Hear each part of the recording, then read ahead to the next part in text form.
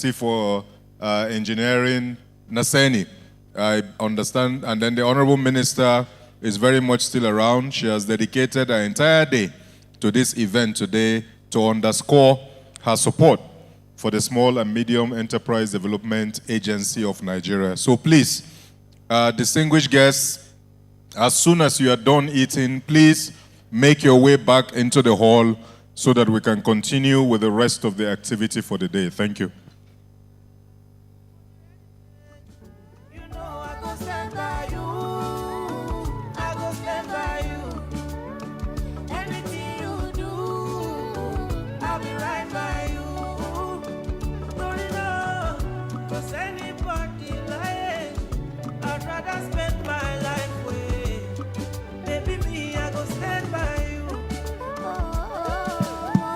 Distinguished ladies and gentlemen, we're about to have a panel session where we'll have the Honorable Minister for Industry, Trade and Investment, who has graciously been with us since morning, Dr. Doris Uzoka Anite. And of course, we'll have Professor Hakim Bello Osage. He will also be on that panel. I know he has also been with us for a while. Then, of course, Mr. Jonathan Ottmans will be with us on that panel, and Tommy Davis. Tommy Davis, please, will also be on that panel. So if our guests could kindly come back into the hall and take their seats so that we can start immediately. The Honorable Minister has been with us since morning. She has not done any other thing today, and we need to get this going. Thank you.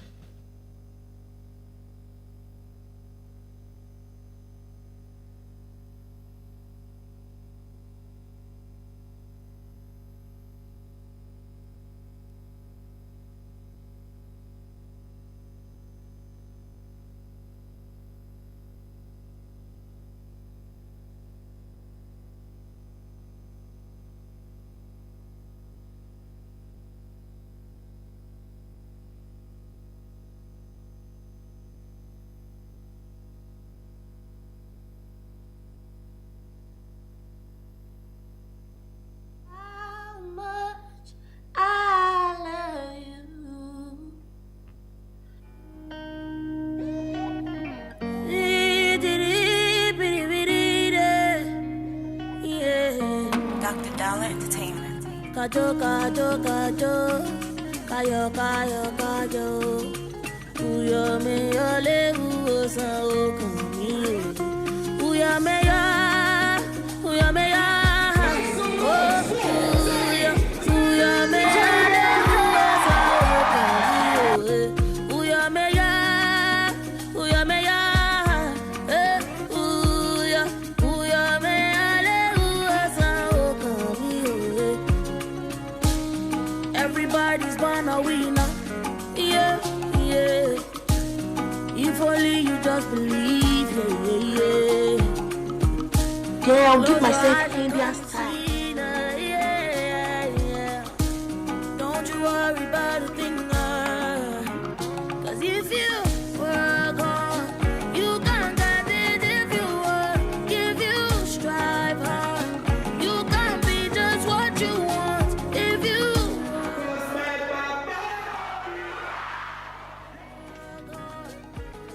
climb the mountain top, 'cause nothing is too small and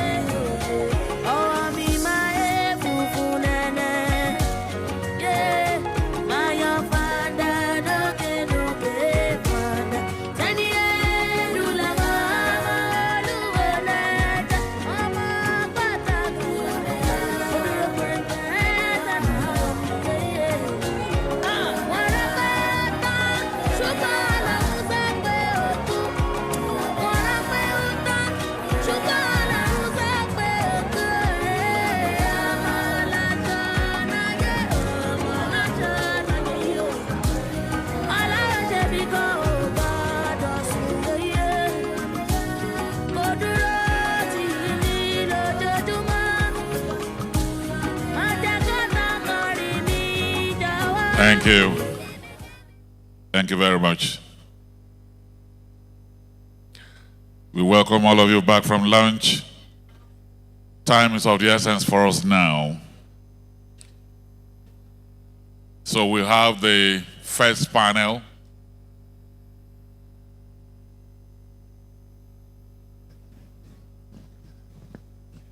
We have the first panel. Our moderator is already here on the stage. The Director General of SMEDAN, Mr. Charles O. Odi, will be moderating, and these are the panelists. Mr. Jonathan Altman will be a member of this panel. Professor Hakim Bello Sage will also be part of this. Tommy Davis, and then the Honorable Minister for Industry, Trade, and Investment, Dr. Doris Uzoka Anite.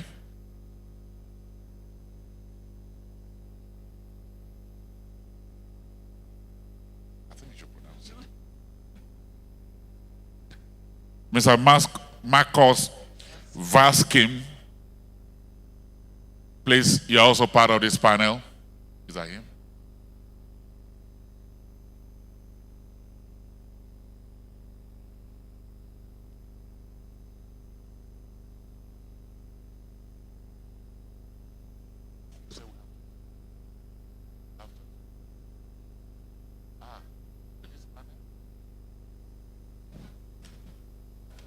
Hello.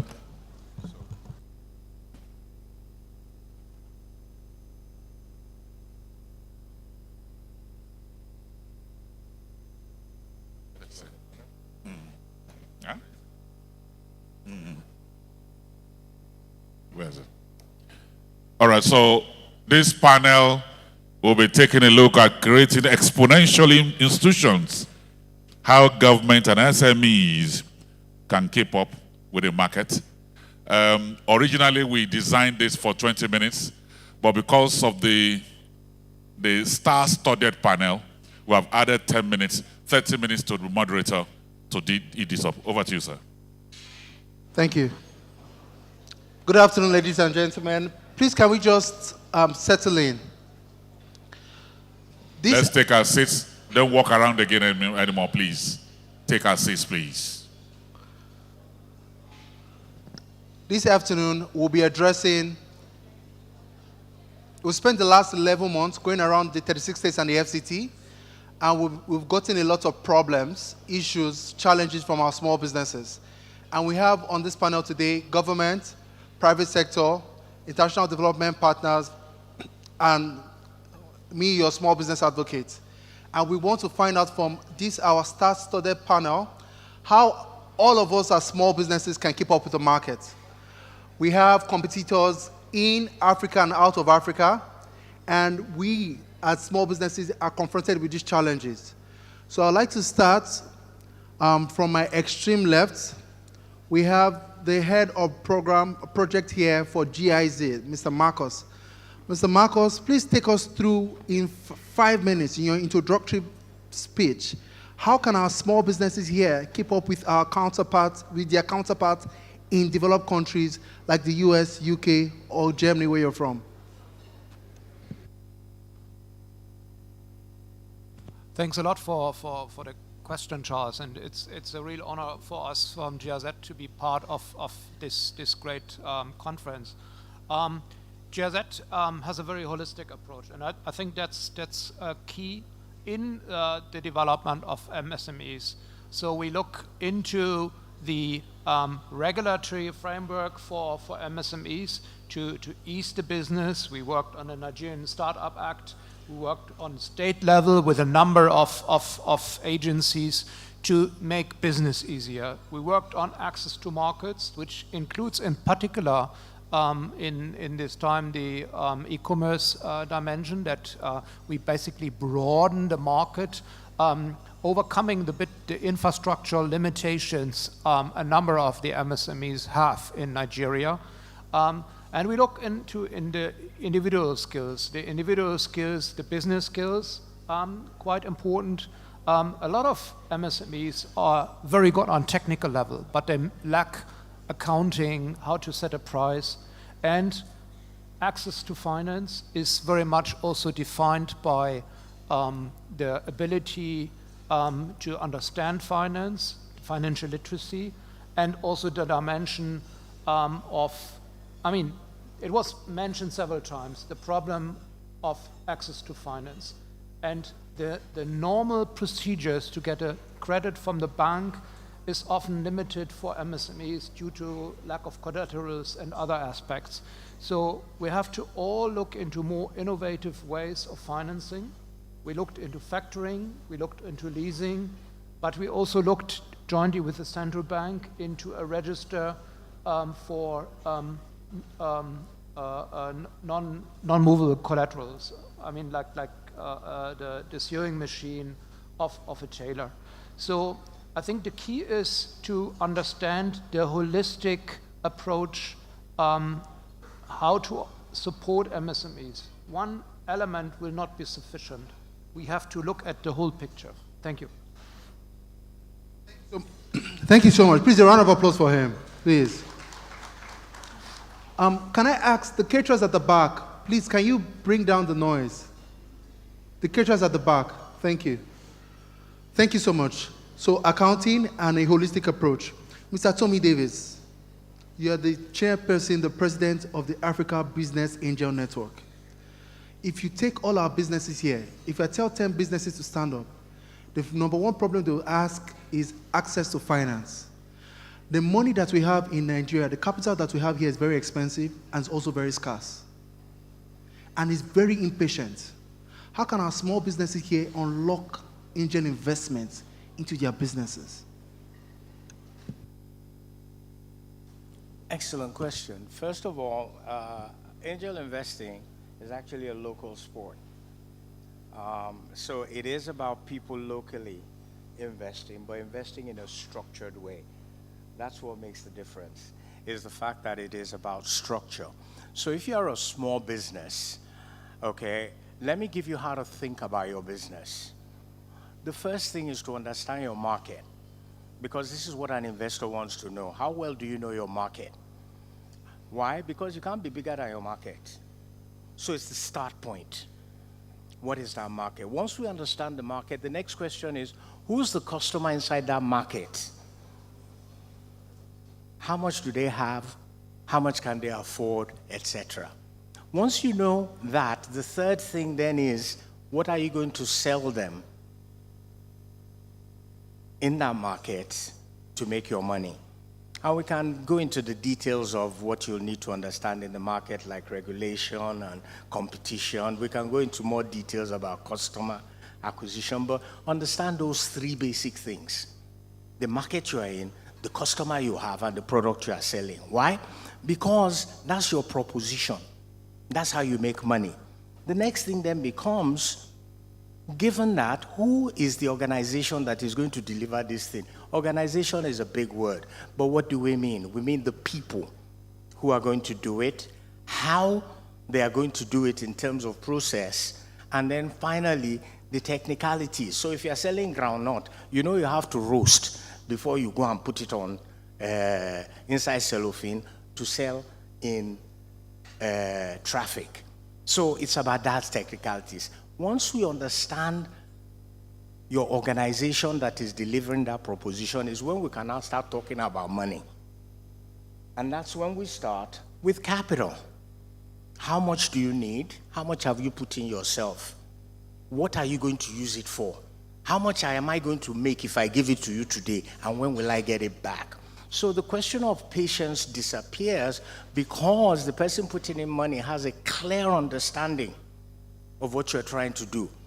But it doesn't stop there. We then talk about what's the profitability? Because that capital I give you, you are going to deploy it as expenditure. You're going to be spending it, salary, buy this, sell that, buy that, to make revenue. That is to make sales, to make money that comes in. Because it's the money that comes in that will not only pay the expenses, it will return the capital that you got in lots. In my school, there's one more thing I add. There are 17 sustainable development goals. Go and look them up. The question I will ask you is, which of those 17, at least you are creating job, maybe you hire 1 or 2 people. The other one is, if you know they work with women, sorry, I know they.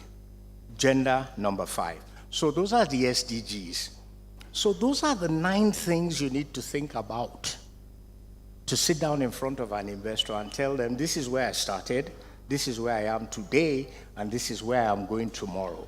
We call that tomorrow forecast. But that's the breakdown of expectations from businesses. I trust that helps. Thanks for listening. Mr. Gwen, sorry, sir, just one more question. How many of you in the audience are looking to raise money? Let me see. Wait, with a show of hands. Wait, sir. The investors in your network right now, what sort of businesses are they looking out for? What sectors are they particularly interested in? Well, in my particular syndicate, because of my background, we're very technocentric. So we look for digital entrepreneurs, that is people who have technology-enabled businesses. So people who are using their mobile phone or their laptop to make money, okay, in real terms. Those are, in terms of sector, we're looking at agri-tech, agriculture, because there's carbon trading that's associated with that now. We are looking at fintech like everybody else because we're still underbanked, okay? We are looking at clean energy, particularly solar, okay? I know that there are other forms of renewables, but we believe in solar, okay? Those are some of the high intense areas. My personal passion, as everybody knows, will forever be technology-enabled learning. So that's EdTech. Thanks a lot. Thank you, please. A round of applause for him. Honorable Minister, you know, someone was just telling me that you're a prime minister. If someone wants to register a business in Nigeria, CAC is under you. If somebody wants to attract investment in Nigeria, NIPC is under you. If somebody wants to export in Nigeria, NEPC is under you. If somebody wants to get standards in Nigeria, SON is under you. If somebody wants to, you know, what the small businesses here, I feel like you're their mother. What is that one advice you say to that small business that is struggling, especially with government regulation? What can they do to compete with their competitors outside Nigeria? What are those agreements they can take advantage of? What are those government regulations they can take advantage of? Where is the best place for them to start in Nigeria today?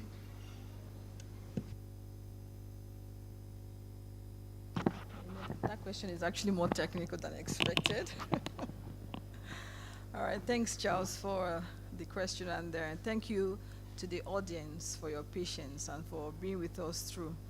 And I'm sure that you'll get value before you leave. And I want to also thank the panelists that have spoken, listening to GIZ and all the work you're doing in improving access to capital. And you know, when we say access to capital or access to finance, yes, it means come and take money. Let me break the English down a bit. But like Mr. Tommy Davis said, it's not easy to get money, even when the money is there. There's so much to do before the money is even made available to you. So normally in finance, they will tell you that money or capital is the last. In fact, it's not even a problem. So getting money is the easiest of the problem. And you wonder why, because there's so many other things to do before that money comes to you. And those things that you do is actually where the work is. And once you're able to do everything in accordance to the requirement of the financiers, the money comes to you. In fact, they will chasing you for money. There's so much money out there that is unbelievable. In Nigeria, we're used to bank financing. But, you know, in more developed countries, you have venture capital, angel investments, private equity, and of course, bank financing, even government financing too. And so it's the easiest thing to do is to get money. Even in Nigeria, I can tell you that for free. So you see a lot of banks chasing after only few customers. And those customers they are chasing are those who have gotten it right. I just thought to add to what they have said earlier on about finance, because I also come from finance background, and just to say to you that if you get your product right, you know exactly what you're doing, and you check the boxes, most of the time, whether you have collateral or not, you will get capital. If I am sure that you can sell what you produce, there's a market for it, you develop according to the right standards or certifications, you'll get financing. So don't worry yourself about whether there is money or not. In Nigeria, we tend to worry too much about there's no money. And then when I tell you to bring the product, I will see that you haven't really done your own part. So I want to assure you, sitting here, and from my own experience coming from private sector, and especially finance, I've done finance in every level that you can think of it.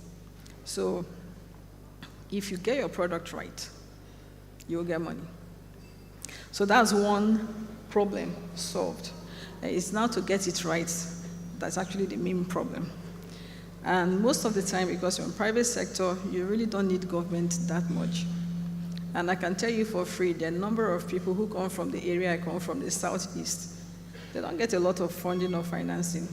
But because they get their act right, funding comes to them, and there's no need, they don't really depend on government. Where government now becomes a requirement for you is when you now begin to maybe want to export, so in which case you're going beyond the borders of your country, or you're looking for an enabling environment. For example, cost of electricity is high, government should reduce the pricing. Well, you know, a lot of the electricity too we produce are produced by private sector too. So a lot of the things that we even consume as government is coming from private sector. So if the input that is going into the final output is already expensive, it's a problem. So private sector comes in with a lot of regulations. Because we're dealing with everybody, you see that the government policies is generalist, and is always curated to protect and to create an equal playing field for everyone, so that the big giants in the room don't come and out advantage the smaller players. So usually policies create that level playing field and the enabling environment for everybody to thrive. In terms of specific government regulations, there's so many. From the Startup Act, like Marcus mentioned, to even the consumer protection, and even the, what's the big one? The laws regulating antitrust. That's for the giants, for example. There are a number of laws, rules, regulations out there for businesses. And the reason why government do that, like I said, to protect those who are not as strong from the bigger players. What government then needs to do, I mean, apart from creating the right policies and enabling framework, is to ensure that there is compliance, meaning that everybody abides by the rule of law, and that there is stronger institutions to monitor those compliance. And then for small businesses, or directly now to your question, what do they need to do? When you have small players, they can't compete.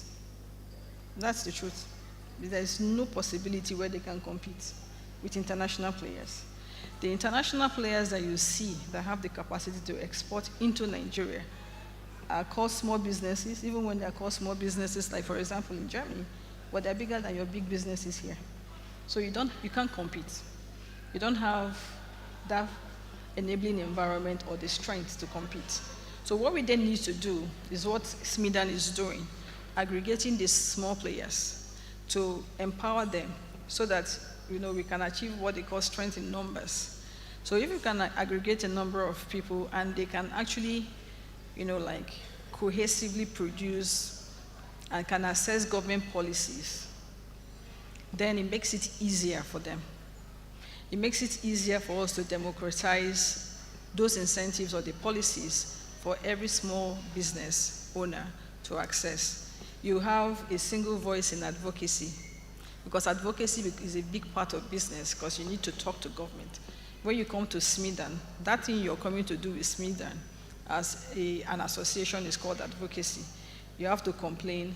If you go alone, you'll probably not be heard. You may never get an appointment. But if you go as an association, the president of NASIMA is there. He's always championing all the talk. I have so many association chairmen here. They're always coming to see me, and we're always engaging. And most of the time when we're also formulating policies, it is your association members who we regard to as stakeholders. There is no policy of government that we have formulated that we do not have a stakeholder engagement. We need to listen to the association, to the real business people on ground, to hear where their pain points are, and to see, kind of testing, whether this policy we're coming out with will resonate, will actually provide the solutions that we're trying to. Because sometimes you come out with a policy, and if you don't test it very well with all the stakeholders, you find out that you're creating another problem that you did not see. So when you have a large group of people among the stakeholders, it helps you to formulate a policy that's balanced and inclusive, so you leave no one behind. So my advice to the small businesses, if you want to compete, whether it's locally or internationally, you must be a member of an association. Start with your local communities, be a member. It does a lot of things for you. You add your voice to policy advocacy, and then you're also a beneficiary of government incentives and government news. Something is happening, you may not hear it because of maybe lack of availability. Maybe you're too busy. You know, all of you are innovators and you're too creative. You're super busy doing your work. You don't have time to listen to news or read a newspaper. But your association member will come and tell you, Oga, have you heard? The sort of us should gather, come to Abuja, there's something called MSME conference. A lot of SMEs will probably have heard only through the association. And you also tend to have a higher trust standard. When it comes to your association, you believe it more. When I go on social media or wherever to announce, it won't resonate until your association is telling you, let's gather. They say we should do this. You say, Oga, is it true? It's true. Let's go. So it does a whole lot for you. So that's the first step. And then from there, you are able to assess all the programs that government is offering you. And there's a lot. I mean, Charles mentioned a couple of them. If you must export to standards. If you don't have, and we will tell you what the standard. For example, the EU, they are here. To export to EU is like passing through the eye of a needle. Although we're still talking to them to see if they can relax on standards, but they'll tell you, no, we can't, because this is a requirement by the citizens. So you must then produce to that standard. To export to the US, you must meet standards. To export to any country where they already have standards and regulations, you have to meet it. And it's only when you come to government can prepare you and give you the platform for you to produce to that standard. And so then you need incentives. It's only through your association that you probably have some eligibility because you're small. Like I said, the bigger players know what to do. For example, you want to import your machinery. Do you even know that if you are importing machinery for production, for processing, that I can give you import duty exemption? I'm sure a lot of you don't know. There's a government incentive that if you are importing machinery, there's something called import duty exemption. You may not know, but if you're a member of association and you mention to your association people, they will likely tell you, oh, these are some of the incentives. There's also incentives for tax breaks for some of you who are starting up under pioneer status. You may know, so a lot of information are available when you belong to association, and they help you, they make it easier. So you can break up into exports, those who are export-oriented and focused, or internal consumption, marketing. I mean, of course, there will always be competition. If you say, oh, I don't want to go there because they will steal my idea. No problem. You're a lone wolf. Or I don't want to go there because if I go there now, I don't like that chairman. Those are not relevant to the survival of your businesses. So I just thought to drop that. And so that, I think, is the answer to the question.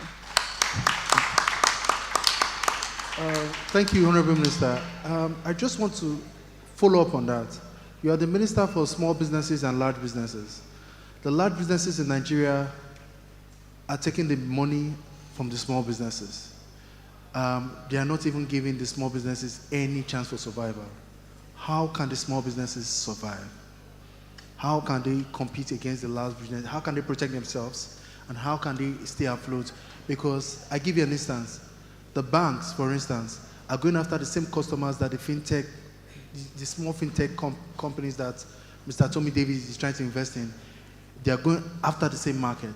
How can those guys create a niche for themselves? How can they protect themselves from the big bullish, big businesses that have a lot of money that they do not have in terms of marketing, collateral, and money to spend?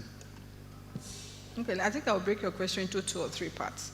First of all, you are speaking like a small business advocate. No big business is taking business away from small business. Small businesses. Are the big businesses taking your business? No. No, you're not. And I will explain. Is there any small business here producing cement? Answer now. Is there any small business here in consulting? Let me see. The big consulting guys, are they taking business from you? I doubt it. Because if you now talk about market segmentation, Bain and Company, PwC, they are taking. I can bet you, Charles, PwC will not go after the small businesses. If they are here, yeah, they will not. I give you an instance. And if the small business is going after PwC business, then they're playing out of their league. So, but I also know that PwC, since we're talking consulting, outsources to small consultants. But you must be registered with them, and you must pass through their due diligence process. Because I know that for sure. Because they also don't have the capacity to do everything. So if you're a small business and you think PwC is competing with you, then you haven't leveraged on the relationship. Now, why I said the large businesses are not competing with small businesses. One, large businesses rely on the supply chain provided by the small businesses. So they leverage on that. Without the small businesses, large businesses will not likely survive. And so you see where large businesses begin to create a distributorship network. They are creating jobs now. And you see the distributorship network starts from the wholesalers to the retailers and then to the small mom and pop shops. They are businesses that are now surviving based on the output of the large businesses. And so it's vice versa. And I can also tell you that, thank you. So, and in terms of capital, I'm a banker, I was a banker. If the bankers are here, I'll tell you. The kind of capital that chairman is here. The kind of capital that the large businesses are looking for is what the banks are interested. A number of banks did not touch small businesses until very recently, about less than 10 years ago. Small businesses, are you with me? True or false? It was until the fintechs came in and the CBN started financial inclusion and now began to incentivize banks and even created it as a criteria that the banks started lending to small businesses. Because in banking, you classify the small businesses as high risk. Their risk of failure is very high. Worldwide, it's 98%. Within 5 years, only 2% will survive of small businesses. And Nigeria is a very high-risk country. Banks won't touch it until the CBN started to force them that if your lend-to-deposit ratio does not include small businesses, I will sanction you. You now see banks, even that with difficulty. Like we said, we have not yet gotten to the point of de-risking small businesses to get them to the level where they can actually access loans. Now, in small business cycle, or in the business life cycle of any business, you first start with angel investors. Angel investors are your mom and your dad giving you money to support you. You go to your friend, they believe in your idea. Okay, guy, if I give you this money, how many shares you go give me? 10%, 20%. That's mom and pop. That's angel investment. Or established angel investors like Tommy Davis. You graduate to venture capital, you graduate to private equity, depending. But private equity is actually a very large space because they do much more. They can do leverage buyout and all of that, which is actually like mergers and acquisition. It's only when your product is commercially viable, you have started producing, and you got into commercialization stage. You know, a lot of businesses have to go through the R&D, research and development, test and test and test, enter markets. You start getting orders. Okay. Once you are able to establish, like Tommy said, that I can sell and that I have a market is the only time that I will advise you to go and get loan. Before then, if you get a loan, your business will probably die because you're not able to pay back your loan. Your market is not yet developed and established, and you can't pay back the interest rate. And in an economy like this with high inflationary rate because of exchange rate dependency, you're likely to have your interest rate going up. And at a point, you close down. So in financing, the small businesses and the large businesses are not in the same criteria or category at all. You understand? And that's why a lot of the small businesses would then depend on intervention financing from government where we don't have enough equity capital, and we don't really have enough equity capital. Equity capital started quite recently, the space where we started seeing the PEs and the venture capital coming in. And now to my point, because you know it's an argument, right? To my point, in the equity capital space, out of 7 unicorns in Africa, 5 came from Nigeria in the fintech and the digital economy space. That shows you the power of SMEs to innovate and to scale if they get it right. Those businesses that became unicorns were incubated by an incubator, then accelerated. When they got to the commercialization and they saw that they could do well, they pumped money. They got to the point they stopped taking money because I don't need it anymore, I cannot do it by myself. And that's the stage you need to go. So you need to take your time, think through your product, develop it to the point where you know that if I drop it, it's hot cake. You see that more in the fintech, in the creative economy space. Our music is busting charts everywhere worldwide because we are getting it right. That's where the creativity and innovation is going mostly. And there's a lot of money waiting to fund. Today, if you provide a script, Netflix will fund you. YouTube will fund you. So there's a lot of money. So money is actually the least of the problem. But in any case, to even make sure that we even have more finance, to be honest, if you want, after this one, through Charles, we'll give you a list of private equity firms that have money, looking for you to give you money. Private equity capital means patient money. You know, when you said the money here is not patient, it's actually really patient. But the problem, I speak with all of them, so like you said, I'm minister of everything, minister of investments. I speak to all investors from everywhere, whether you're providing capital or you're coming to invest, to SMEs, everywhere, everybody. Their biggest problem is finding the right vehicle. Vehicle now is, like you described, the right entity to invest in. You will come, we are going to do pitch here. You'll see, when you start pitching and the competition kicks off, you'll find that even you too will disqualify them, say, I beg, you know, get them. So because you have not really tweaked it. There are lots of venture capital and there's a lot of money waiting to come into Africa and looking for the right opportunity. Now, when we were going into launching the $10 billion fund I talked about, which is an equity fund to help to seed and to catalyze our SMEs, the question that they kept asking me that we had to keep finding ways to answer was, can we even absorb 10 billion in this market? That was the only question. Do you think that the economy can absorb 10 billion? If I give you 10 billion today, will you find SMEs that will take it? That was the question. That's the only question, which means we need to begin to develop the SMEs. We need to begin to groom them and get them to the point where they can actually absorb. How many I can bet you that the businesses here, if I give them $10 million, they can't take it. It's not because they don't have it. No, they can't. Wait. You can't take $10 million. You can't take $10 million.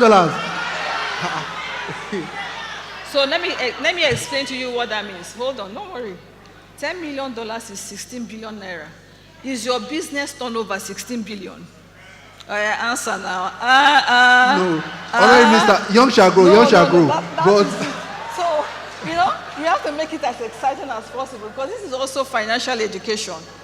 If you know that your business is producing 16 billion naira turnover, then I know you qualify. But we are not.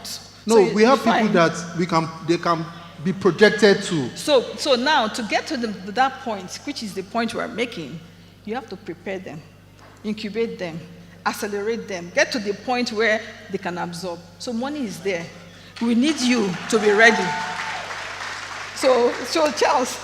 So you cannot take 16 billion naira. Thank you so much. It's not to take, it's to. Please, a round of applause for the minister. Mr. Jonathan, sorry, we'll have to speed up. You are the chairman of the Global Entrepreneurship Network. You've held different entrepreneurial programs across the globe. 3 years ago, we were in Saudi Arabia. Last year, we were in Australia.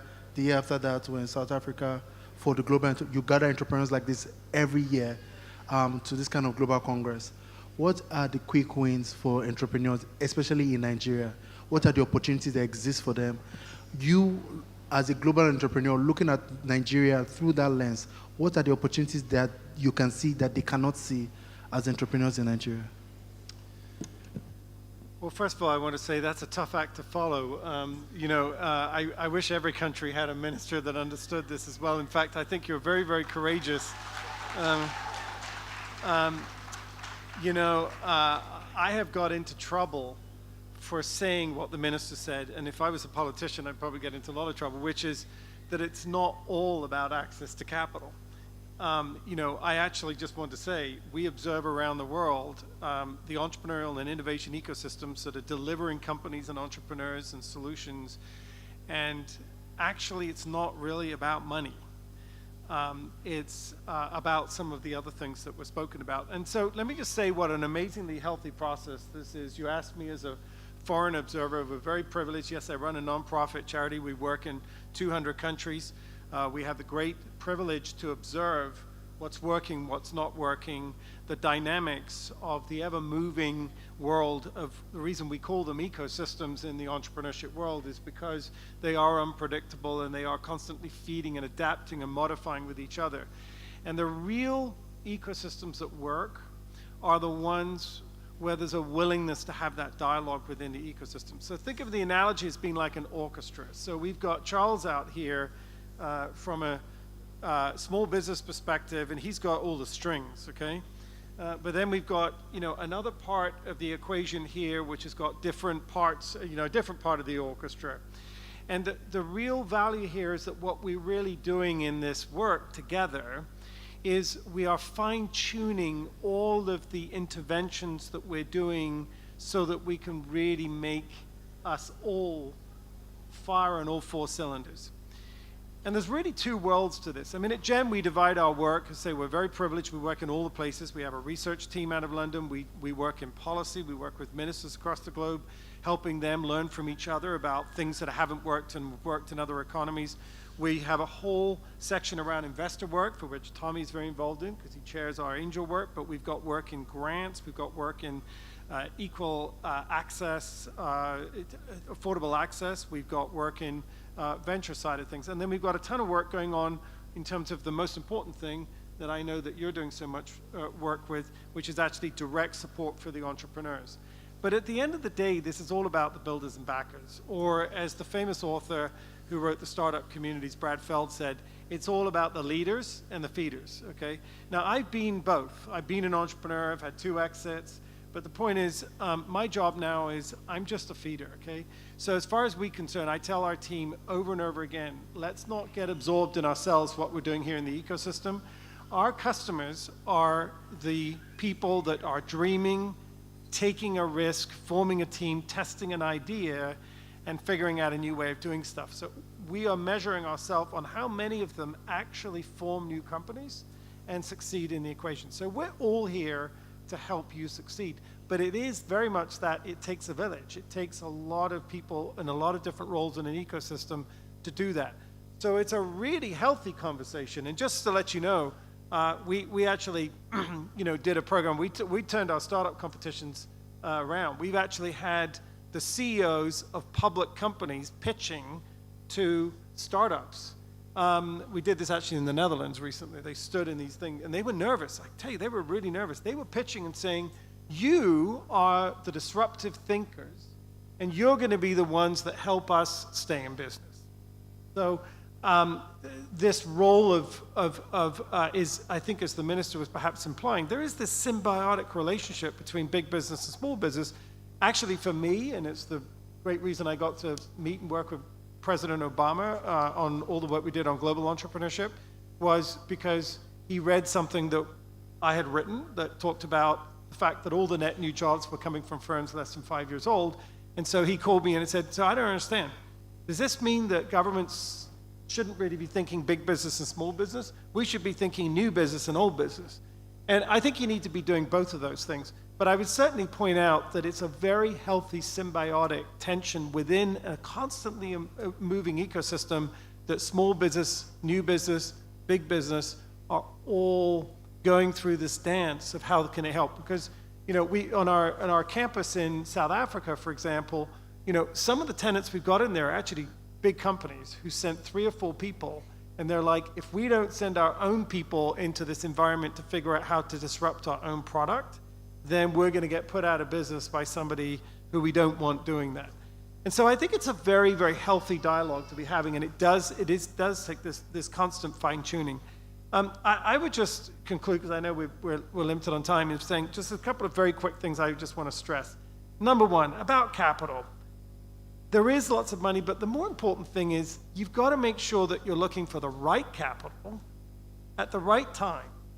And if you haven't done that equation, you're likely to run into some trouble. You want to make it really easy for the investor, so they're going to turn around and say, this person has done their homework, they know when they should be coming to me, this is a scale-up moment, I'm ready to jump in. Secondly, I hate to say this, but this is a partnership, okay? So your job with all the people around you, both in the government and in the rest of this ecosystem here in Nigeria, your job is to work in this partnership, but you've got to do your homework. I'd say the number one reason that businesses fail around the world is because people haven't done their proper market research, as Tommy said. We're actually launching a program, pilot tested it throughout the United States. We're going to start doing it globally somewhere. But it's just around prototype testing. You know, I'm so discouraged so many times that people say they have a great idea they start a business, and they don't actually discover it's not going to work until they've already started a business, and they've gone and got some initial funding, and they're talking to everybody about it, and now they're embarrassed about failing, which they shouldn't be, but they are, because they're saying it didn't work. And I'm like, go test it more thoroughly at the outset. So you've got a huge responsibility to all of the people that want to fund you, to all of these feeders like us on this stage. I don't think anybody, well, I shouldn't speak for you, you're still an entrepreneur. But the point is, you know, you've got a responsibility to us, because you've got to make it really easy for us to say absolutely yes. I actually met so many entrepreneurs today, and there were 2 that came up to me, and I listened to what they had to say, and I'm like, I'm super excited about this, because they've clearly done their homework. But I think, you know, it is definitely a partnership effort. It's not a question of the government supporting this or investors supporting this and entrepreneurs making sure they've got what they need. It's about us all doing it together as a team and saying, knowing that the output we want to achieve is we all want you to succeed. The government wants more jobs with a growing population. The government wants a growth in the economy, and the government wants a better educated community. And by the way, many people I know in government support entrepreneurship not because they think it's going to create jobs. They actually support it because they think that it's the best form of self-education. Go have an idea, go form a team, go test it out. You're going to be much more useful employee if you've tried your hand at doing that first. So I would just say that on the capital side. I just would end with 2 quick recommendations. One related to what Charles said. Yes, we're a global organization. Forget for a minute cross-border sales or selling your products overseas. That's what people tend to think of globalization. We think of it like that, but we also think of it in a more important way. You need to be part of a global network, which you can do for free now so easily. You've got to have multiple global networks. The reason is because you've got to test your market outside the mindset of just the people in your community. You've got to test your idea, and you want people kicking the tires of what you're doing in all sorts of different cultures and languages. So the reason to be global is because you've got to be at that conversation. And we have tracked data with our Global Startup Ecosystem Report for the last 10 years, and every year it tells us the ecosystems that have the most connectivity to other cities' ecosystems outside their country has a much higher rate of new firm formation. So I'm just going to tell you, entrepreneurs are more robust, they're more resilient, they're a lot more effective if they've actually got a large network. Unfortunately, a lot of Nigerians, I know you're so well connected in the US and in the UK and in the rest of Europe, thanks to Germany and others. You've got all those connections, but I do hold out that if anybody's interested, I have several people ask me, so I'll just say one thing, Charles.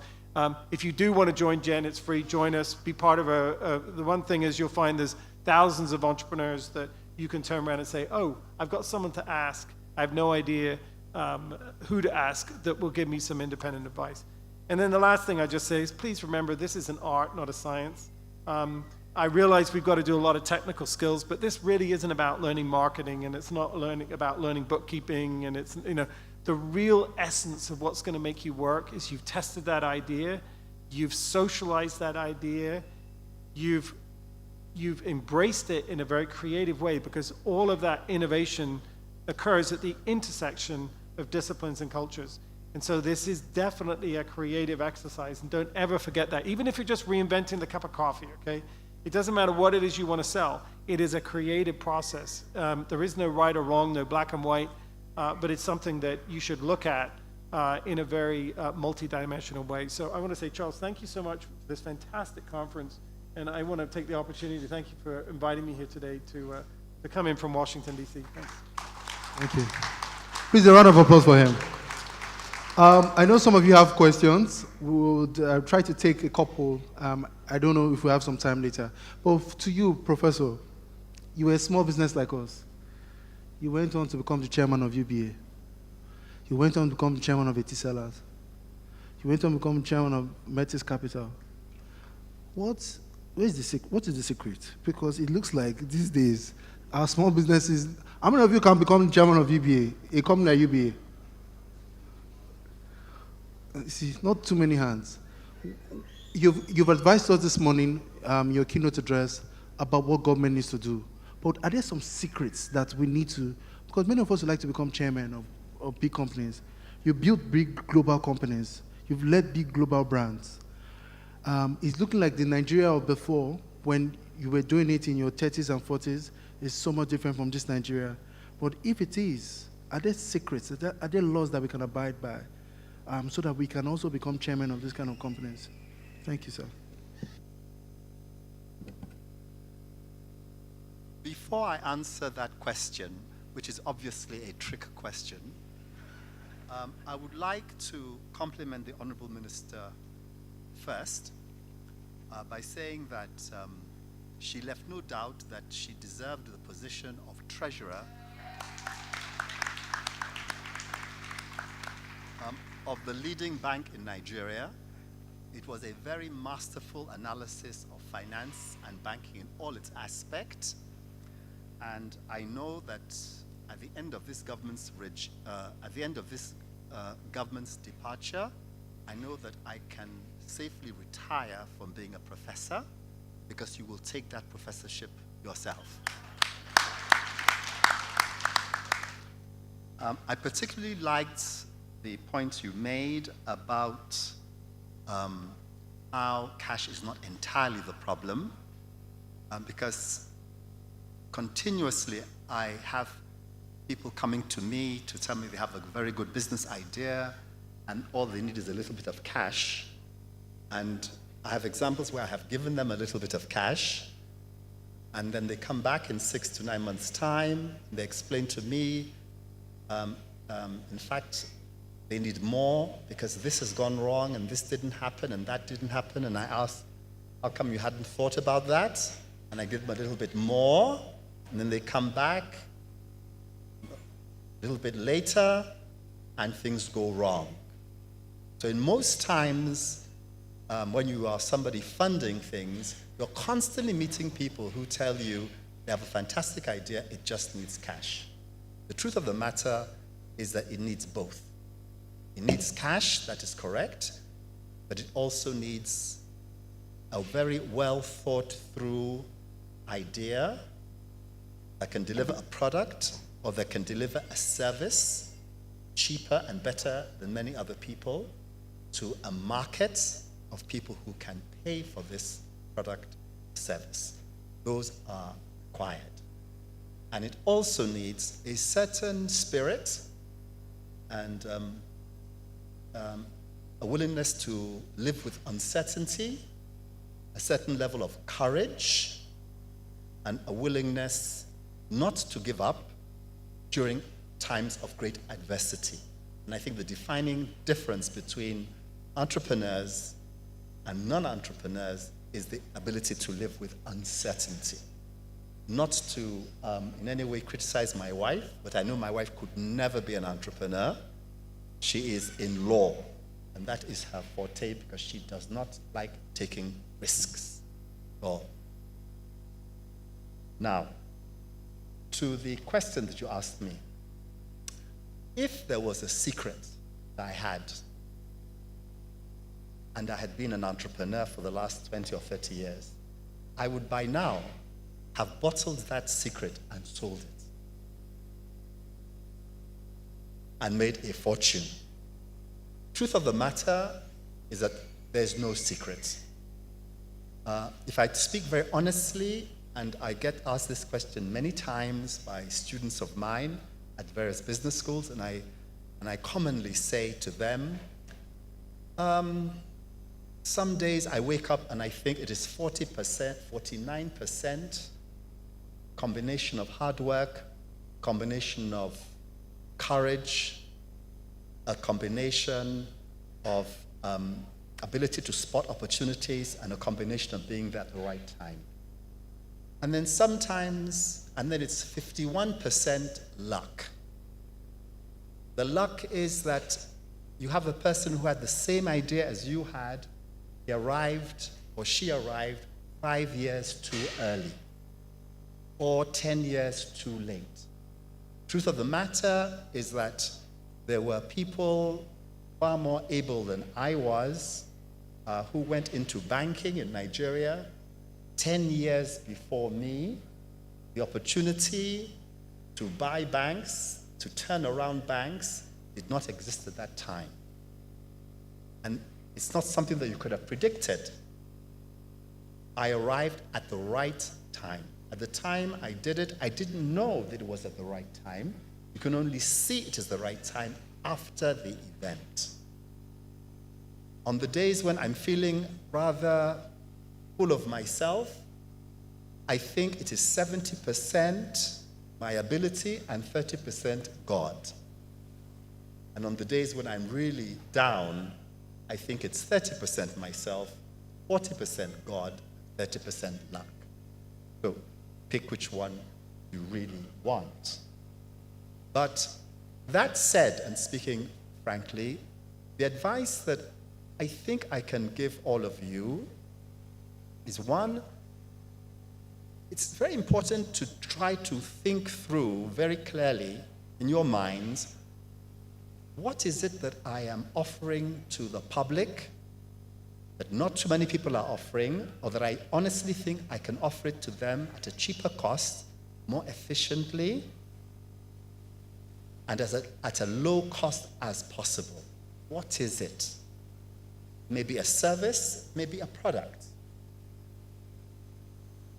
And what is it that I can start without huge capital requirements? Because capital is not easy to get. And I like the honesty that the Honorable Minister said when she said it is true, first capital is family and friends.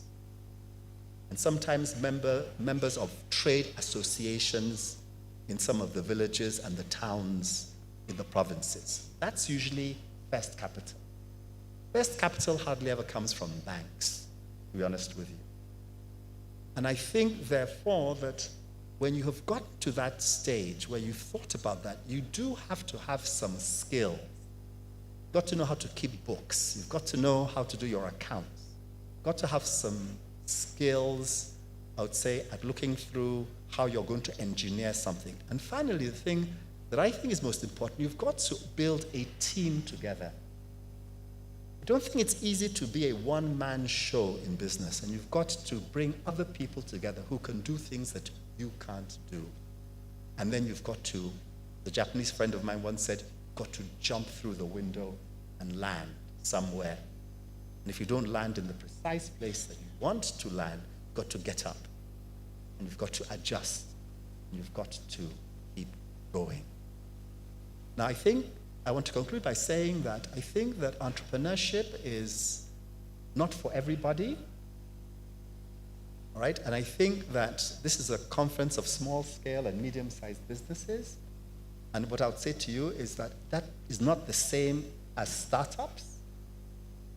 And I think that there's some existing small-scale businesses and medium-scale businesses that need improvement and need scaling, and that is a very useful thing to do. But I do think very much that what we're trying to do on the government side and on the banking side as well is that we all have to make adjustments to help small businesses, because most of us have started on the basis that it is large businesses, structured, organized, that are the future of the country, and we have all tried to fund organizations like that. Many have failed, and therefore we have to look again at smaller businesses, but it's not entirely clear to me that the failure rate of big businesses is that much better than of small businesses. Finally, and the last point I'd like to make is that when I look at a lot of some of the business groups in some countries of the world, and the United States may be one I'd like to give, is that business requires a certain discipline and the postponement of gratification and enjoyment for several years. Business can't produce returns that are spent on cars and parties immediately. Right? And as a banker, whenever I see a man I've given a loan to and he's with a brand new car soon afterwards, that's the last loan I want to give him. So the notion that you have to think of the long term and the notion that you've got to postpone when the great time comes by reinvesting is crucial to business. Thank you very much. Thank you very much. Please a round of applause for him. I just have one question to add. If you have questions, can I see with a show of hands? Whoa. Sam, what are we going to do? We take a few. Okay, keep your hands up. But sir, let me ask you, are there businesses that you've invested in that failed and that lost some money, and even after they lost some money, they came back and you still gave them some money? What were the things you saw in them that made you give them like a second chance? Just to show you the range of businesses that I've tried to get involved in my time, one of the most fascinating businesses that I ever got involved with, it wasn't my main business. It was selling or funding a group of ladies who were selling and importing and then making boo-boos. I'm sure you know what boo-boos are, those huge things the women wear. And I had gone to Dakar, Senegal, and I loved the boo-boos there, and they had this tremendous variety of them. And so one of the businesses I went into was bringing those into Nigeria. And so the key question that we had after a while was it better to keep bringing them in, or was it better to manufacture them or to have them sewn in Nigeria? If they were to be sewn in Nigeria, was it better for us to have local tailors who were trained by the Senegalese, or was it better for us to bring in the Senegalese to organize the sewing domestically? How do you ensure that your tailors aren't running a side business with some of your best friends, all right? And how do you expand that business? that was one of the businesses that I must say I spent a lot of time adding more and more money. I'm not quite sure whether I did that entirely for business reasons or because it was a fun business. But I have to say I learned a lot in funding that business and being a shareholder in that business in a lot of the businesses that small businesses made. We made very good money in the end out of the whole thing. I'm not sure, maybe we should have stayed, but at the end we sold the businesses because the ladies who were my partners were working in the Petroleum Corporation, and as they got promoted, they had less and less time to devote to what was for me a great, fascinating business. Thank you. Please a round of applause for him. So I'm being told that we can take 4 questions. Honorable Minister, please, can I go ahead? Thank you. So we'll take 4 questions. Sam, just summarize the questions real quick so that members of the panel can address. Can the following persons please step forward? Comrade Uche Okoye, Halima Ahmed, Rahmatu Ibrahim, and Adamu Barde Abubakar. Please, you have 30 seconds each to ask 1 question straight to the point. Please make your way to this way, come this way, please. Thank you. Your question, who is it addressed to, and straight to the point, please. Good evening, ladies and gentlemen, Honorable Minister, the speakers, DG Semida. My name is Comrade Uche Okoye from ASVAN, the director of with the Nigeria Artisans and Vocational Assistants of Nigeria, ASVAN. My question actually going to Honorable Minister. Somehow I'm agreeing and aligning with some of the things she said when she was trying to put us through that a small-scale business doesn't need money, or what they need is a continuous, training, putting through, so that they will be able to handle the money that is coming to them. But my question is, yeah, that's true, but my question is, and this question goes to your ministry and also you are abusing the privilege. Sir, please just go straight to the point. Connected please. to also Minister of Technology. What are the government doing by empowering the artisans? I'm looking at the artisans. The artisans. What are the government agency or the ministry doing to empower the artisans? Thank you. Thank you. Let me explain, sir. No, sir. Thank you, sir. Thank you. We've gotten the question. What is the government doing to empower artisans? You are here representing artisans. They are happy with your representation. You have asked their question. Thank you. Halima Ahmed, please. Thank you. Please give her the mic. Good day, everyone, the panelists. The mic to your mouth, please. Okay, please, I'm here to just have my question. Is Sorry, Halima, what do you do? What's the name of your business? What do you do? The name of my business is Abnan's Fashion Place. I make dresses, and I also have a food business. I make herbs and spices. Okay, so what I want to say is that everybody here present has said it, that money is the last problem that business owners have agreed. But the thing is, most business owners here, most of us are accidental business owners. Honestly, this is not what most of us actually wanted to do with our lives. But after school, many people did not get employed. So you have to look in and think of what you can do to provide for yourself and fend for your families. I think I'm speaking for many here. So the thing is that most of us do not have the business management education starting. We're all just starting and trying to find our ground. Most of us are learning as we grow. Most of these things, when you start with an idea. Then when you start making money or something, you try to upgrade, upscale, then you start looking for finances. So what my question now is, what is the government doing to educate us on money management? Yes, the thing is, money management is why a lot of businesses fail, because most people do not know how to handle money. Most people cannot even create proper structure for their businesses to grow and to scale. Thank you. Thank you very much, Halima. Rahmatu Ibrahim, please. Thank you. Thank you so much. Good evening, everyone, and good evening. My name is Ramatu Ibrahim, and I'm based in Kaduna. I'm a professional dry cleaner. I'm well trained to be a woman dry cleaner and also a BDSP.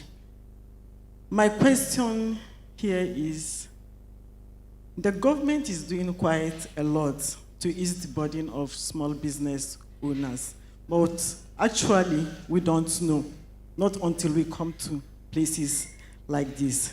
So do we have a place to get informations on what government is doing to ease business burden?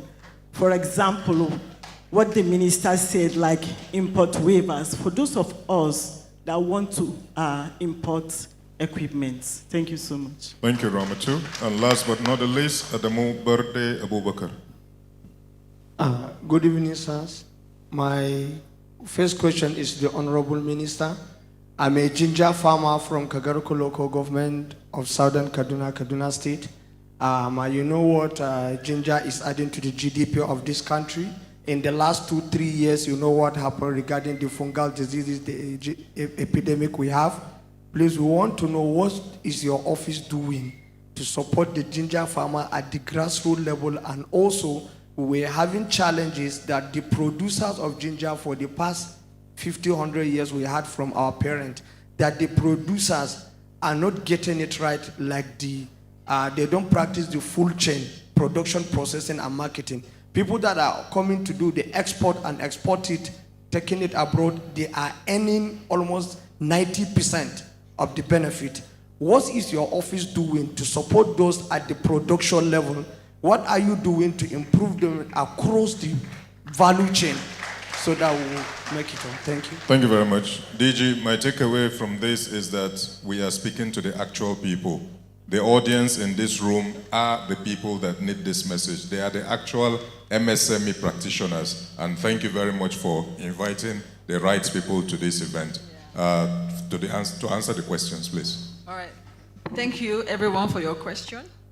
And actually very interesting and very, very good questions. And it's actually my pleasure to educate again using those questions. First question is, what are we doing for artisans? And I'm also very surprised that that question came from a member of an artisan association, which means that their information is not filtering through. We have been championing a national campaign on a program that the ministry with the Industrial Training Fund started. And we call that program SUPA, S-U-P-A, Skill Up Artisan. It's the first time that the government will particularly focus the artisan community and the artisan group. Now the ITF is now charged to upskill artisans and train. Upskilling also means training, and certify artisans. Now their mandate is to do 20 million, train 20 million people. They just told me yesterday that they've trained the first cohort of 25,000 across the country. So in every state, including my state, they started training. And now they started training. Not just training, I mean, you know, the artisan group cuts across multiple trade area or trade test areas. Now, what are the issues that we found that led us to development of artisan? Because we actually found out that they constitute the bulk of the economy, the informal sector of the economy. And not just the informal sector, they also constitute the bulk of the skills supply to the manufacturing sector. Now, there is no way we can grow manufacturing if we don't have the right skill set that's ready to support and scale even manufacturing. So we did an assessment and they found out that currently Nigeria is importing artisans from neighboring countries. For example, in construction, if you want to build quality house, you have to go to Benin Republic and Togo to go and bring your people. True? Thank you. Our SMEs here agree. Even simple tiling, carpentry, welding. There's so much job. I know how much, even for road construction, we spend importing welders from abroad. And we said to ourselves, that's actually a drain. But what if we reverse the trend and train our own people to have the same skill set? Because we realize that those neighboring countries, the difference is because they have an established artisan training school or institutions, and they certify them. And so that's why we mandated ITF to do the same thing. And ITF started. And for you to take it seriously, there has to be certification. You guys remember the last time City and Guild was ever issued in Nigeria? City and Guild was used by my grandfather. When they will say trade test, I didn't know what it meant. If you don't have trade test certificate, you can't work in any workshop to begin with. Even as a vulcanizer, you have to have trade test. And so we approached City and Guild to bring it back to Nigeria, and I can announce to you here that City and Guild is back. So now, for all the artisans that we've started training, and we'll continue the training, even when we hit our 20 million target, we'll continue. We are reaching out to the international community and partners to continue to support, because we know that that segment is the segment that can create the biggest amount of jobs. So to your question, we're doing a lot. And you can reach out to ITF. I think ITF is speaking tomorrow. He'll be here. Yes. To explain some of the things that he's doing in supporting artisans. Because what you need as an artisan is the right training for the different skill test area. And now they're training tailors, mechanics. They're even training agropreneurs on right farming techniques. I just told them that they might have to consider nursing. Because let's just go as far as we can to make sure that we provide a broad skill base for Nigerians to participate in and give them the certificate so that internationally they are even employable. A lot of the SMEs and the investors who are coming here are international companies, and they also want people who have the kind of skill that they need to participate. And we have a partnership with NASIMA where we co-develop, NASIMA and MAN, we co-develop our curriculum to make sure that the curriculum and the training that you receive is current. So you always get the training that you need at that point in time so that you don't get rooted out because of a change in technology. So that is available for artisans, and the DGITF will explain more when he comes tomorrow. The second question was, let me remember. Ginger was the third. And second question was Fatima, who was saying that. Can you remind me, MC? We didn't have, right. Money all right, management. so for training, yes, for business skills and financial, well, it's not just financial actually. To go through business, even to do your feasibility, financial or the finance is part of it. To even create a proper business plan, do a feasibility plan or anything you call it as you understand it, you need to even understand, and that's what SMIDAN is doing. So SMIDAN is the one who has been training entrepreneurs on how to develop their business plan, including time management, financial management, and everything that you need. Let me also add that one of the training curriculum in the ITF for artisan training is project management skill and ethics and professionalism, because you also need to know how to manage your time and how to keep to agreements. That falls under ethics and professionalism. So for every other business who wants to learn business management skill, time management, financial management, and all of that, SMIDAN has been doing a whole lot of training. So you have to continue to key into the SMIDAN. Maybe you have a website that explains that. So SMIDAN has been providing that training. The third one is, how do we get information on opportunities? For example, the IDEC and all of that.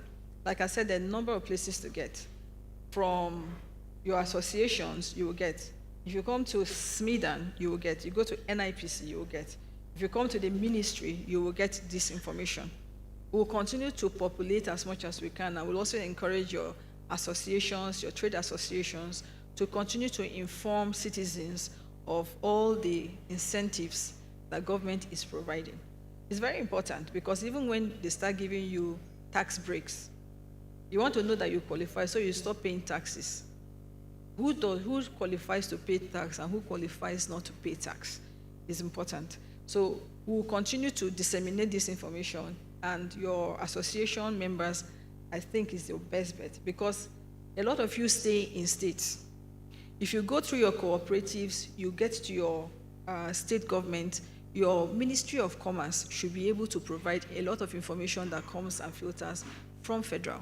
We have that global association of ministers of commerce, industry, and trade, even investment. So we have a common platform where we share information for everybody to know and then get feedback. And once a year, we have a conference of all commissioners of industry, trade, and investment. The next one in November will be in Imo State. And so all the commissioners come and we tell them what we have and, brainstorm and get some ideas on how to shape policies going forward. So your ministries are important. Local government, if they do not have, encourage them to go to their state capitals to get from their ministries, and their ministries will get from us. Other than that, you can go and visit our websites and any other information that is available for you to see what we have. And the last one is on the ginger value chain. So specifically for ginger, we heard about the ginger, the fungi that was affecting ginger, and this one was taken up by the Nigeria Export Promotion Council. They did a study. They actually went around trying to find out the root causes and come up with how to, cordon the area and then provide incentives and support for ginger farmers. So there is that incentive and support for ginger farmers, and we also want them to, go back to product, because it's actually a huge export from Nigeria. And so the NEPC, that's the Nigeria Export Promotion Council, took that upon themselves to do that, and that's also a parastatal of the ministry. And then in terms of other support, as they come to us and give us the people and the areas or the farmers who are affected, then we'll provide support based on what is available within the ministry to help them for production. Now, in terms of processing and then export, NEPC is also helping with export, certifications that you need, packaging, training on packaging, training on standardization, training on sanitary and phytosanitary standards to make sure that you meet the requirement for some markets. The processing part is where investment come in, where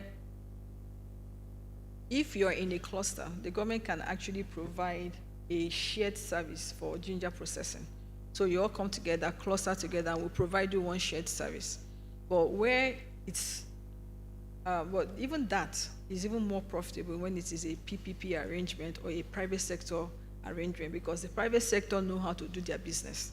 Government has no business in business. So it's better we incentivize you, give you all the support. You want to import your machinery, we give you the waivers to import it. No problem. So you can set up and then support the farmers who are in that community.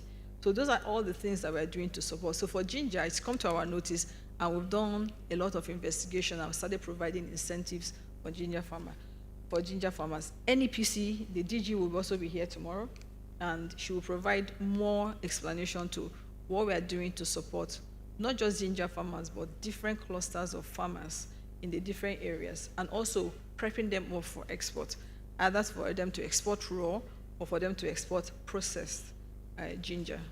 So I hope that provides all the clarity to all your questions. Thank you. Thank you. Let me just add, small business owners, so there are about 17 parastatals under the Federal Ministry of Industry, Trade and Investment. What are the parastatals that affect you the most? Can you just write them? Which ones would you like to see here tomorrow? NAFDAC? Wait, NAFDAC is not under the minister. Wait, hold on, calm down. NAFDAC is SON. What? CAC, SON, FIRS, NAFDAC. Okay, I'll ask the Honorable Minister to help us prevail on NAFDAC, because NAFDAC is a big issue for everybody, right? So I'll ask her to help prevail, to talk to the Minister, Honorable Ali Pate, the Minister for Health. NAFDAC is under the Ministry of Health, not under, everyone thinks it's under Industry, Trade and Investment.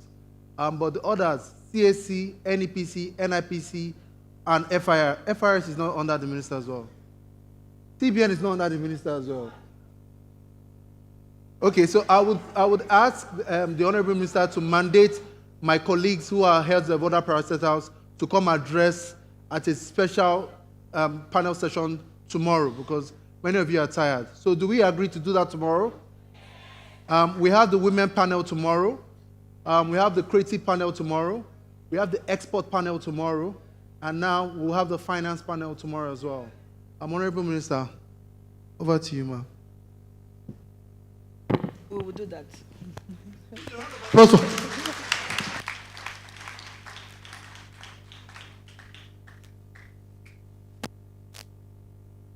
Can we give a round of applause to everyone on the panel? Professor Bello Sage, Jonathan Altman, the Honorable Minister for Industry, Trade and Investment, Mr. Tommy Davies, and Mr. Marcos. Please, a round of applause, a big round of applause before they come out to take pictures. Please keep clapping, keep clapping, keep clapping, keep clapping, keep clapping.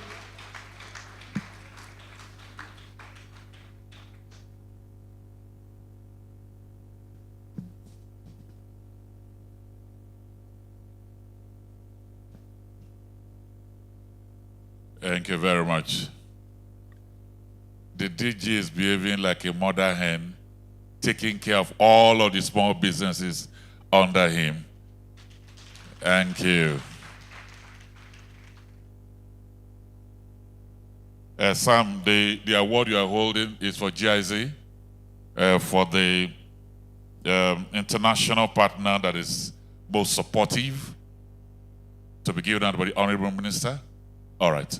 So do you have a GIZ person in the room?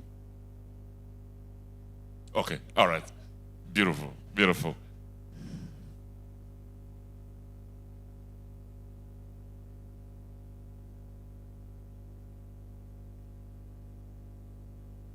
Sorry, let me just say a thing or two about this award. We have a lot of international development partners in Nigeria, a lot of foreign missions. I want to specifically, please, with a resounding applause, please put your hands together for GIZ. Please.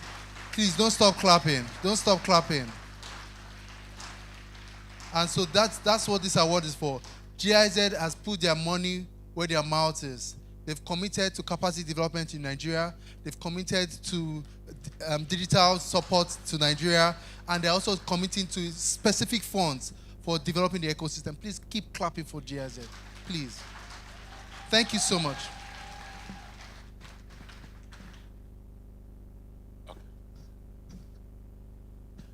I have to thank the Honorable Minister, SMEDAN, and all the organizers of this conference for the great cooperation. We are very honored to be part of the support to not only SMEDAN, but particular here the colleagues of the micro, small, and medium enterprises in the room. We are always glad if we can see you growing and you're seeing happy in your endeavors. Thank you so much. May I ask my GIZ colleagues to stand up to show also the support in the room? GIZ, please stand up. Thank you so much.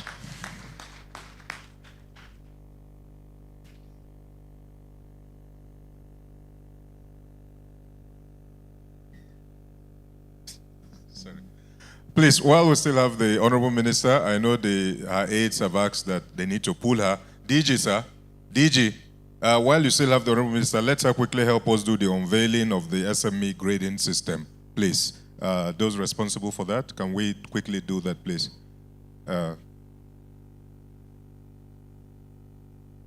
Temi, let's hustle it up. The SME grading system, please, so that the Honorable Minister can help us to do that.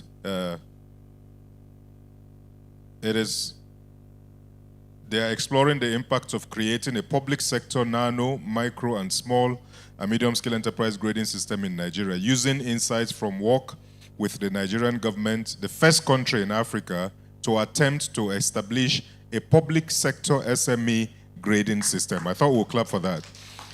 This system will showcase the potential economic benefits of the public sector model, where SMEs are exposed to SME gradings and can contribute as much as $28 billion to the Nigerian economy over a 5-year period.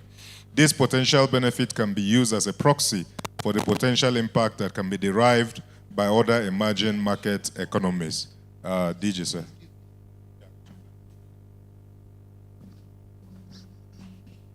So I think the DG will also need a copy to hold.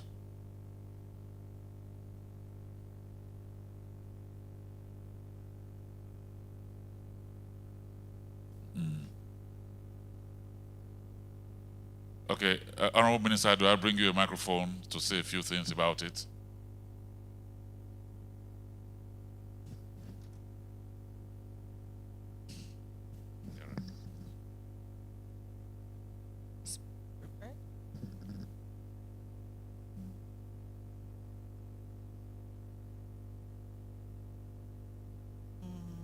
It's actually a lengthy one, but I crave your indulgence to listen because it's actually very important what we are launching. So this is a synopsis of the public grading system. In 2022, the agency attended the World MSMEs Forum held in South Africa. Credit Rating Analytics, CRA, was called upon by World Bank to do a presentation of their work on MSME rating to African countries.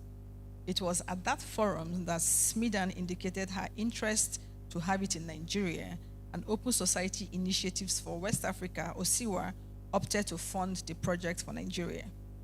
Credit Rating Analytics, CRA, has in the past done a similar project for the World Bank, African Union, and CRA was selected as a consultant to carry out the research and see that a grading and a rating system be established in Nigeria.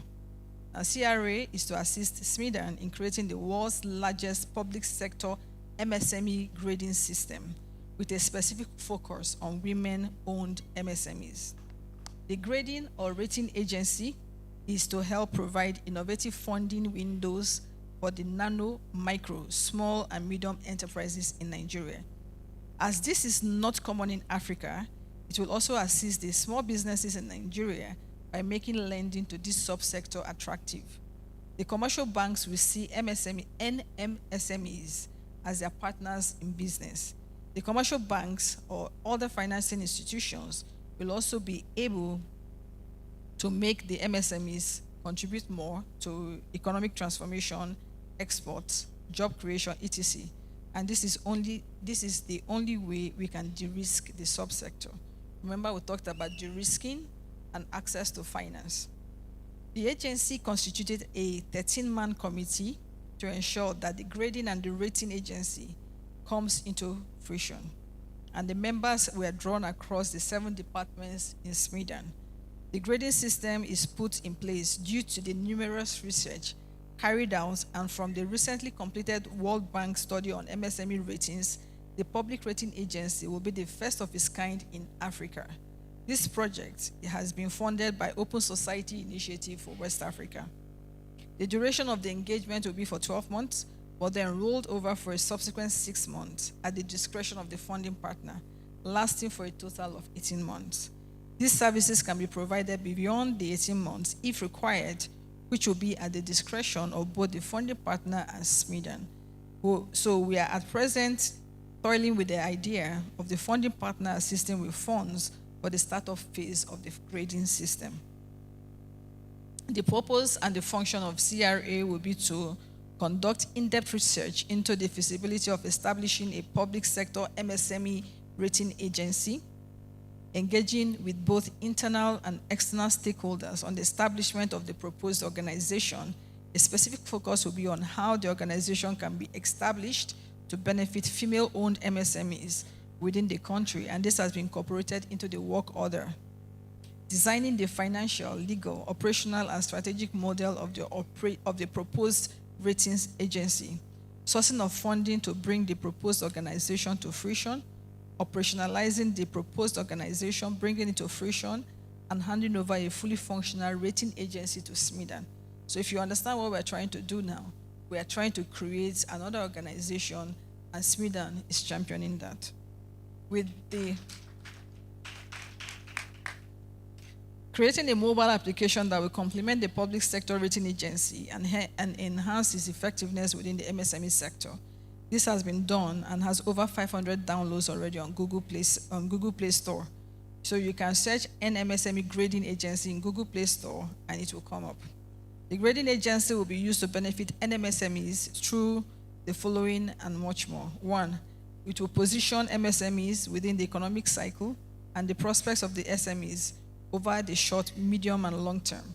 A comprehensive overview of the operational capabilities of the MSMEs. It will provide a comprehensive overview of the operational capabilities of MSMEs, provide a comprehensive overview of the financial performance of the MSMEs, including a thorough ratio analysis, which provides potential contracting parties with key insights into the financial track record and prospects of the business. It will also provide a comprehensive business valuation, which can be provided on request. A comprehensive overview of the management team and their respective capabilities, a comprehensive overview of the strategic positioning of the MSMEs and the prospects going forward, an overview of previously completed work of that MSME and major projects which have been completed, an overview of the MSME's main or key customers, an overview of the key competitors of the MSMEs, an overview of the key suppliers to the MSMEs, a compliance overview of the business, including details around all compliance reports and the contact details of professional service firms that are linked to the MSMEs. In 2023, we completed the pre-feasibility and feasibility phase and have commenced the design phase of the project. So the link is provided by Smedan, and so this is what we are launching today. So in a nutshell, even the question we are asking about doing your feasibility, the platform actually, at the end of the day, when you provide all that information, you've actually created your feasibility plan, and your businesses can access financing on that platform because financiers and investors will have access to the platform to provide financing to those who are ready to receive money. So congratulations, Sweden, and congratulations to the MSMEs on the launch of this noble and notable platform. Thank you very much. Thank you very much, Honorable Minister. Thank you. So are we done with the photographers? All right. So while we appreciate these panelists, Honorable Minister, the Prof, and the DG, I also one more time want to say thank you to GIZ for their over 50 years contribution to MSME growth in Nigeria. Can we put our hands together for all of these amazing people? Thank you very much. Thank you. So as they are stepping down now, I want to specially recognize, and he has a presentation, the Executive Vice Chairman and CEO of Naseni has been here listening. Khalid Suleiman Halilu will be doing a presentation on NAS box. That was a very short presentation. He will do that, and then we'll move on to the next panel, if it is possible.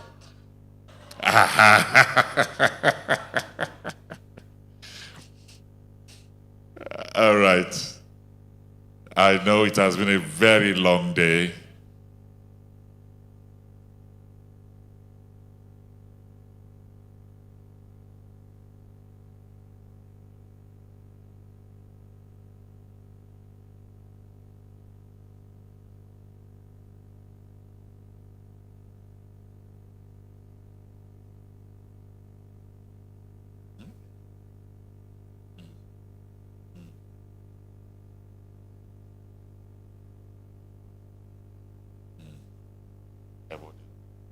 Finally, flash out.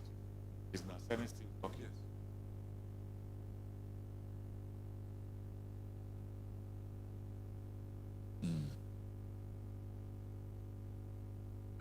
AVC Naseni, are you still doing your presentation tonight?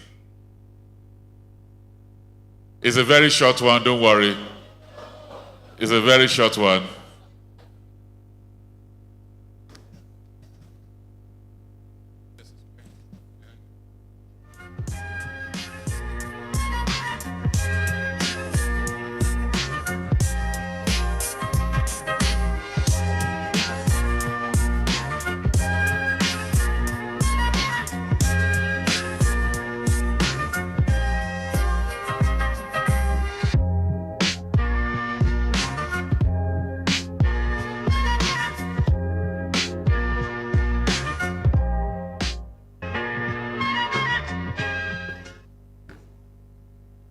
Honorable Minister, my good friend and brother, DG Smidan, ladies and gentlemen, esteemed guests and fellow Nigerians. I'm honored to stand before you today at the National MSME Conference, a pivotal gathering that embodies our collective vision for thriving economy and robust creative industry. Today, under the visionary leadership of President Bola Ahmed Tinubu, we're embarking on a journey uplifting our local creative industries, which has long been a significant contributor to Nigeria's economy. For those unfamiliar with NASENI, the National Agency for Science and Engineering Infrastructure was established to foster technology transfer and development and advancement of indigenous technology. Our mission is to promote and create a conducive environment for scientific and engineering innovations and foster collaborations that aim at enhancing local production capacity, particularly in fields of agriculture, manufacturing, and information technologies. Currently, NASENI is actively involved in various projects that drive technological advancement, economic growth, from supporting small and medium business enterprises to advancing research and development. We're also dedicated to building a resilient and self-sufficient economy. Our focus is to empower local talents and industries to thrive in increasing competitive global markets. As part of our commitment to innovation, we established the NASENI Technologies Limited to harness the power of technology in addressing Nigeria's unique challenges. NASENI Technologies serve as a platform for developing and creating cutting-edge technologies such as the NAS box that you just saw on the screen.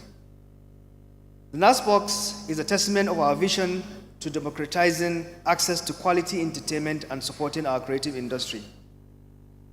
Piracy remains a formidable challenge in Nigeria, undermining the hard work of talent across the country. Moreover, many Nigerians find it difficult to access global content on demand, with high data costs and high subscription fees. With Nashbox, our target audience is everyday Nigerian, the street vendor selling granules, the hardworking individual who deserve quality entertainment without breaking the bank.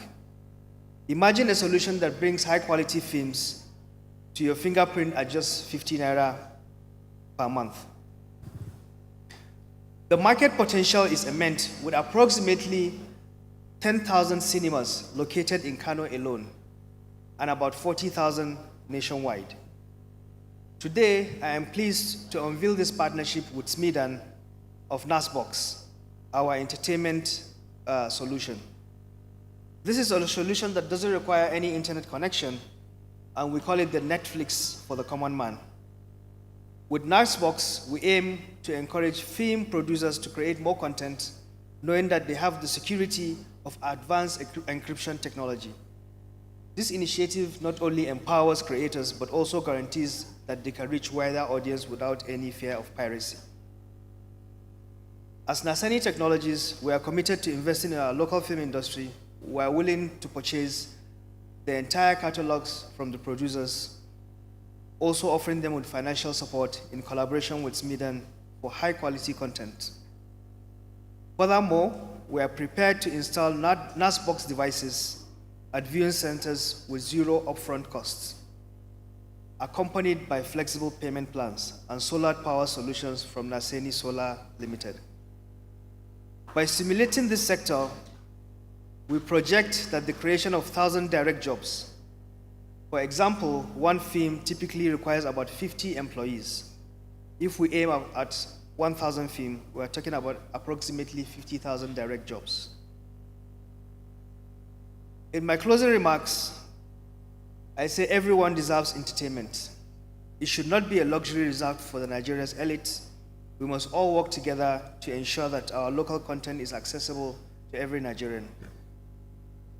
In conclusion, I appeal to and thank Smidan for your continuous support in establishing this joint team that will work together on the NASBOC project and ensure that we get it to every corner of the country. Thank you for your attention, and we look forward to rolling out this major project.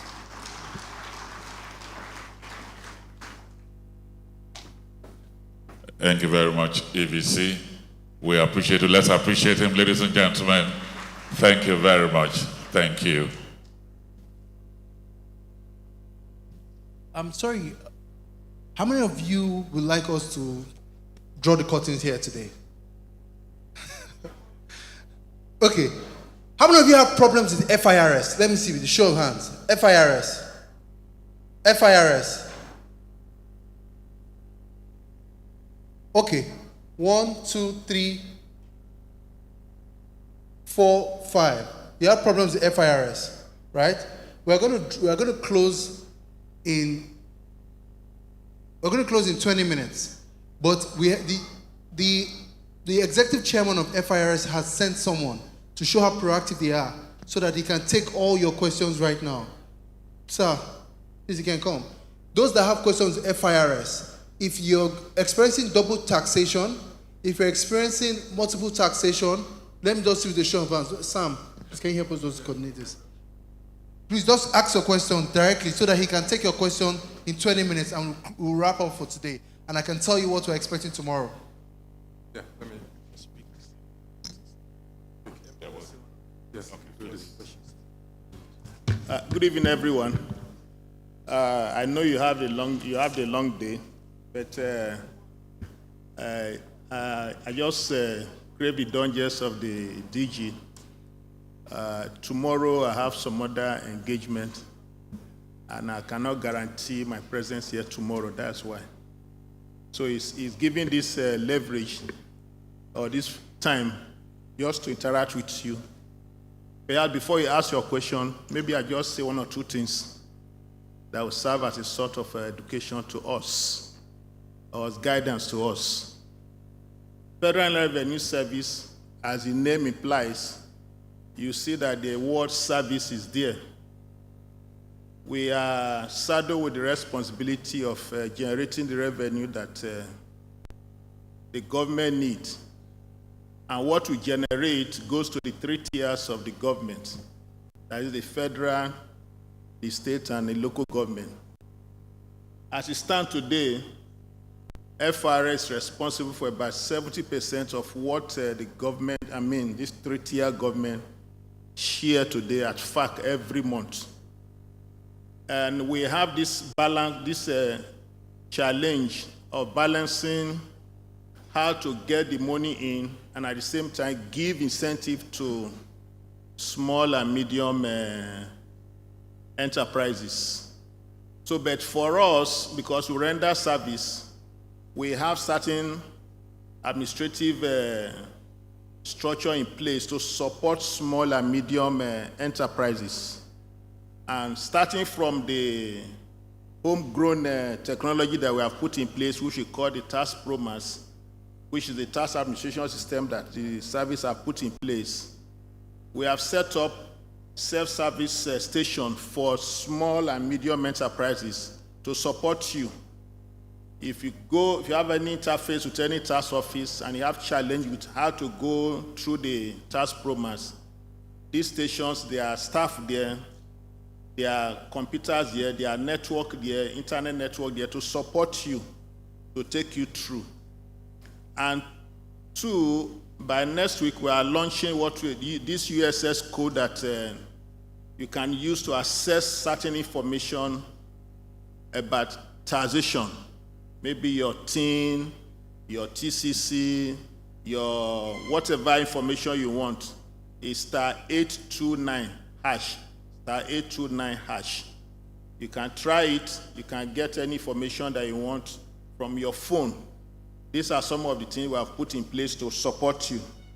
We have also processes where we can educate taxpayers, either through seminar, webinar, or just as you have been reverberating since about association and the rest. We can have a trade association together and speak to you and answer all your questions, whatever question that you may have. Yes, I'm coming. I will just give this detail then to help you. It may even answer some of your questions. As part of the way to support you, we have categorized our taxpayer into 3. We have the large taxpayer, the medium, and the small, micro and small, which where most of you fall into. This is to enable us give you specific and peculiar service that are tailored, targeted at meeting your needs.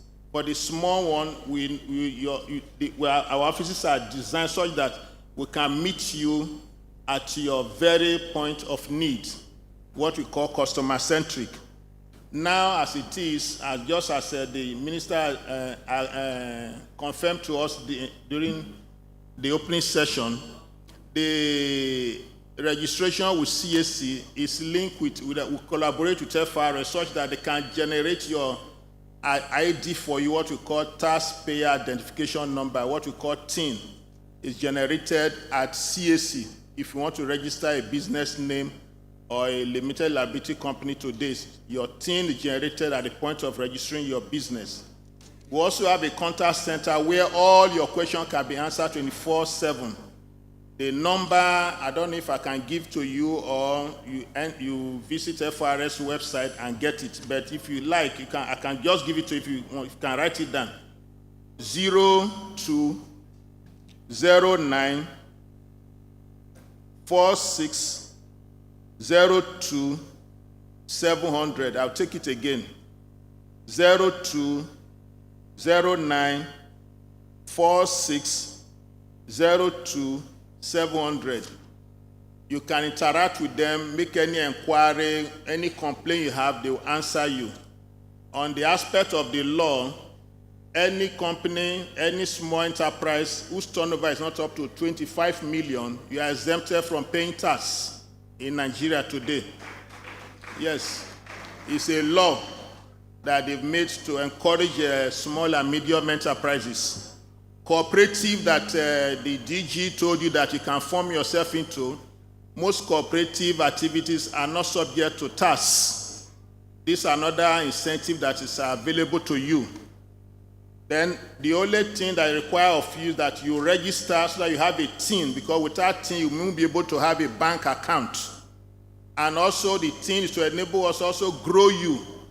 As you grow beyond 25, you can now start being responsible, playing your duty as a citizen of the country. The recently released withholding tax regulation that was released yesterday is taking effect January 2025, has reduced the rate of withholding tax for certain activities, some as low as 2%. While transactions that are within 2 million are exempted from withholding tax. All these details you can get. In the tax law, there's also a small tax rate of 20% for small businesses, and medium businesses. That's between 25 million turnover and 100 million turnover. You pay tax of 20%. So these are some information that can just dish out for us to help us as a form of educating us. Then I can now take your question, please. Thank you. Thank you so much, sir. The first question, what's your name? Alfred Ukane. Alfred, please go ahead. All right. So, sir, for some time now, the TIN number is not coming with the CAC certificate. And the next thing is that the JTB is not generating TIN numbers for FIRS. Now they are asking us to go to your office to now do it manually, the way they used to do it like some 6-7 years ago. Why is there a shift in this approach? Because we are finding it very difficult to process TIN for our customers after we have gotten the CAC certificate for them. Thank you. Okay, this is information to me because to us it's a done deal that once you register now, your TIN should come with your certificate from CAC. So if it's not coming from CAC... Has it been rectified? It's been rectified? If it's not coming from CAC, I'll take note of this and take it back so that we can follow up on it. Okay, so you take note of that? Yes. So you say you take note of that and get back to us before the end of the conference? Yes. Yeah, good afternoon. Thank you. My name is Jerry. So basically also concerning the issue of tax pro max, we have realized that a number of government organizations need tax pro max to access, like, if you want to go to NAFDAC, they will ask you where is your tax pro max. You want, maybe you want to do MAN or stuff, I think you need your tax pro max. And the portal has been down. I don't really know what is happening. I've been trying to get the tax pro marks and everything. The portal has been down for a while now. So what's up about What it? did you want to get from Tax Pro Max? Tax Pro Max is a software on which you register and pay your taxes. Exactly. They said they need a printout or stuff from it. I don't really know. No, what exactly do you want so I can guide you properly? Tell me one-on-one. What exactly do you want? I want to get. I started my NAFTA process, and they needed an information from a tax pro max. Which information? Is it your TIN? Do you have a TIN? I have a TIN, yeah. So what information do they need from tax pro? They don't need anything from tax. Tax pro max is for you to file your return or make your payment. That is all. Okay. So I can't get. I don't know if you get my point. Tax clearance, yes. Your what? TCC. Maybe it's pronounced. I don't know. I know it's tax clearance. Tax clearance. Be specific exactly what you want. I will guide you properly. Clearance. You need tax clearance. Yes. You generate tax clearance yourself. Are you able to log into Tax Pro Max? Not at all. Okay. DG, let your staff collect his detail for me. Sir, we're going to give you all the details. So. No, for him. So I can. No, there are still many questions. So. No, for him. Collect for me so I can attend to his needs. So your need. Let your staff collect his detail for me.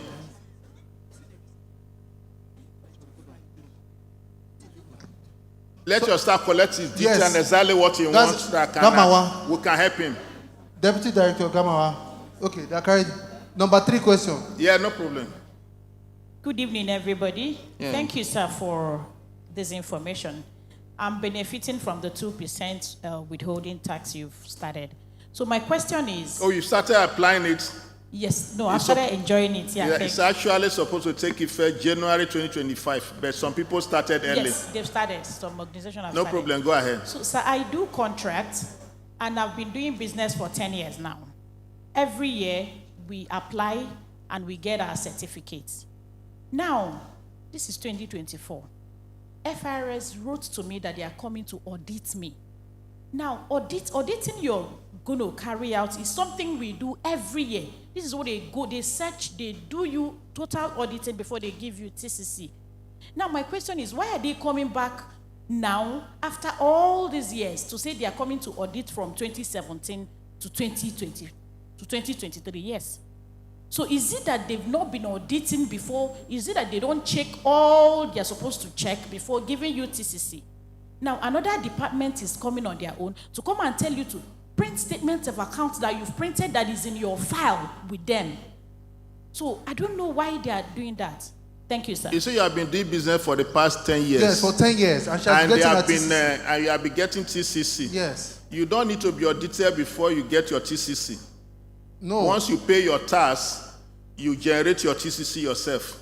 It's online. Now, FIRS is writing to her that they want to come and investigate. No, investigate is different from audit. Is it investigation? Audit. Audit is supposed to be for 6 years, maximum.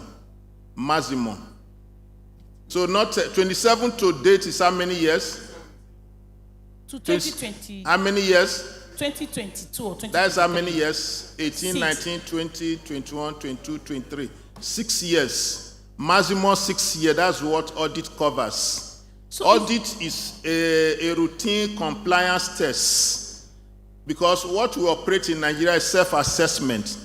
Self-assessment means that you will sit down on your own, honestly and genuinely say, this is my income, this is my tax, then you file and you pay.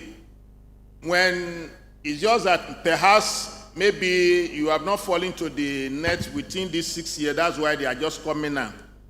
Audit is just routine to confirm that those self-assessment you file are truly complete and accurate. That's just all. Okay, sir. After self-assessment, you know your file will go through some tables. It's called desk examination. Exactly. And it will get to some table, they will re-examine or they will assess you and call up for extra charges. They call it additional charges. Additional tax. They come up with additional charges. Assessment. After we've paid our withholding, police, education tax and all that, they will raise up other additional charges. You pay the additional charges. I have all the receipts. Now, after doing all those things, they are coming back again to start auditing what again? No, okay, that's your fear. It's a Not my routine. fear. It's a routine function just to confirm. It's done on sample basis. That's why it looks as if for the past 6 years they've not even touched your file. Do you understand? It's just routine. Just that your own file happened to fall within the sample that they are taking this time. So it's just routine. Just give them, cooperate with them, and give them more the information. If you don't have anything to hide, thank you. Sir. Yes. I think that another hand is there. Yes, there are some hands, but there's a general consensus here that we need to spend time with FIRS. To break it down. So what do I do? Saturday you are here? Yes. Because tomorrow I have appointment with the embassy and I also have appointment with a dentist. Saturday, That's sir. just my challenge for tomorrow. We can make some time on Saturday. If it's Saturday you are here, I can make our time to come. So Saturday, right? Thank you so much, sir. Please, a round of applause for Mr. Nick. Thank you.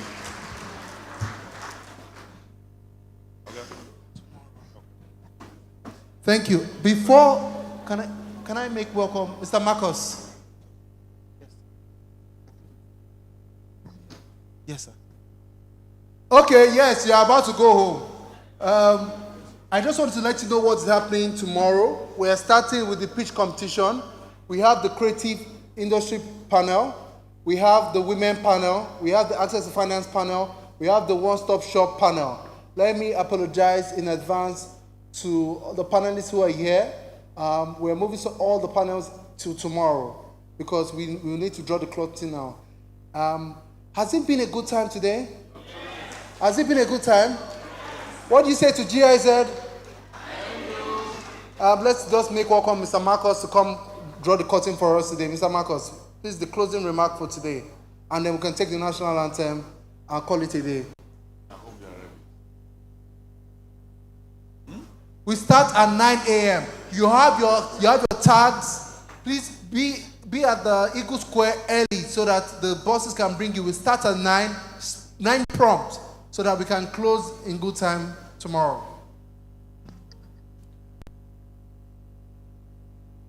It was so if you are there earlier tomorrow, we might be able to squeeze more into the whole day tomorrow. For today, I have to thank everybody for the great engagement. I have to thank Smedan for all the efforts, our two moderators for the great moderation, the panelists, all the high-level guests who were here also waiting for some long time. And I have to thank in particular you all participants for today for your great engagement today. It was a very informative, great event, and I look forward into the next 2 days. Thank you so much. Thank you, everybody. Thank you very much. Please, I will say additional word. Let's just rise for the national anthem. Are we ready? Just the first stanza, please. The national anthem.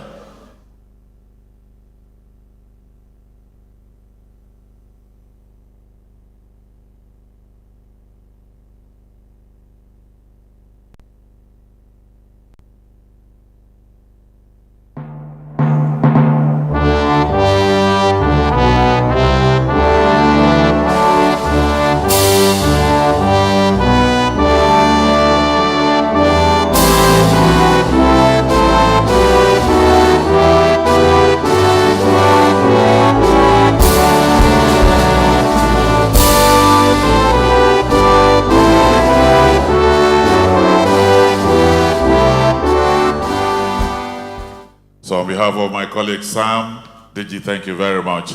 See you tomorrow at 9 a.m.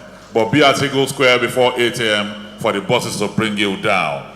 9 a.m. tomorrow we'll kick off. God bless you. Have a wonderful night rest. Thank you so much. Thank you. Come on.